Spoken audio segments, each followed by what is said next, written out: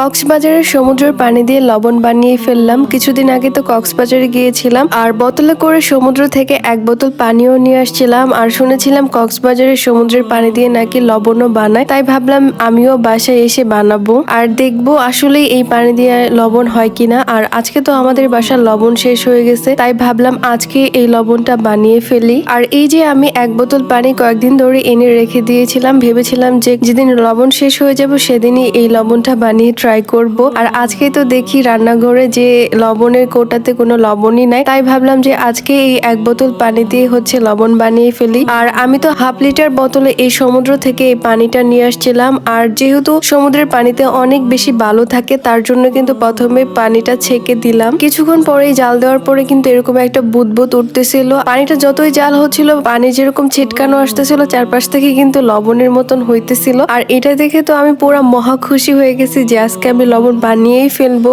আজকে আপনাদের জন্য বাদশা সিরাম নিয়ে আসলাম। আর বাদশা কেন বলেছি জানেন? এই একটা সিরাম দিলেই কিন্তু আপনার সব ধরনের প্রবলেম সলভ হবে। ওসিফি কোলাজেন ফেস সিরাম, এই সিরামটা সবাই জানেন এখন হচ্ছে সব থেকে মোস্ট ডিমান্ডেড আর সব থেকে ভাইরাল সিরাম। আর এই সিরামটা দিলে কিন্তু আপনাদের স্কিনের বয়সের ছাপ দূর হবে, স্কিনটা টান টান হবে, পোর্স মিনিমাইজ করে আপনাদের স্কিনের যে গর্তগুলো আছে সেগুলো কিন্তু দূর করবে। আর এই সিরামটা দেওয়ার ফলে কিন্তু কোরিয়ান মেয়েদের মতন একদম গ্লাস স্কিন হয়ে যাবে। এই সিরামটা কিন্তু আপনাদের স্কিনটাকে একদম ফর্সা করে একদম গ্লোয়িং করবে। 950 টাকা এই সিরামটা পেয়ে যাবেন আপনারা কাকলি বিজনেস শপ থেকে। আর নতুন বছর উপলক্ষে সিরামটা কিনলে সাথে পাবেন একটা স্যাফরন সুদিং জেল, যেটা একদমই ফ্রি। উনি এই বাচ্চা সিরামটা অর্ডার করতে কাকলি বিজনেস শপে ইনবক্স করুন। তাদের পেজ লিঙ্কটা আমার ভিডিওর ক্যাপশনে মেনশন করা থাকবে, স্ক্রিনে থাকে হোয়াটসঅ্যাপ নাম্বার থেকেও এই প্রোডাক্টটা অর্ডার করতে পারে। আর দেখেন বেশ কিছুক্ষণ পরেই কিন্তু এই পানিটা জাল দিতে দিতে একদমই লবণে পরিণত হচ্ছে। যতই বাষ্প হচ্ছে পানিটা ততই কিন্তু চারপাশ দিয়ে লবণ হচ্ছে।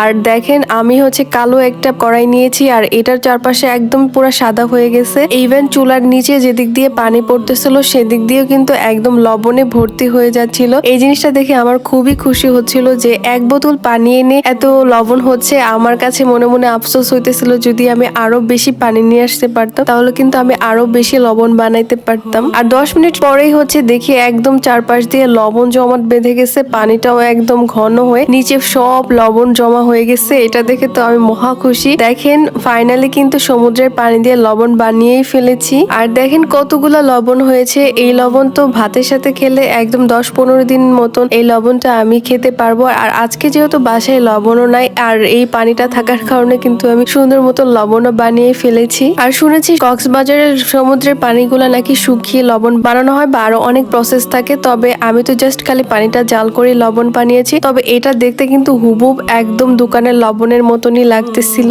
এই ছিল আমার আজকের ভিডিও। সবাই অনেক বেশি ভালো থাকবেন। আল্লাহ হাফেজ।